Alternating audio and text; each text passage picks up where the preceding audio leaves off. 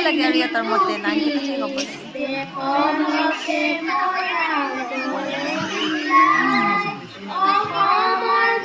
ভুলকে লিখি লৈছোঁ তাৰমানে কোনোবা যিজনে লিখিলে তাৰপিছত এইকেইজনে ধৰিব নোৱাৰিলে মুখস্থ নাই সেয়াহে আমাৰ মানে ডাউন গুচি যায়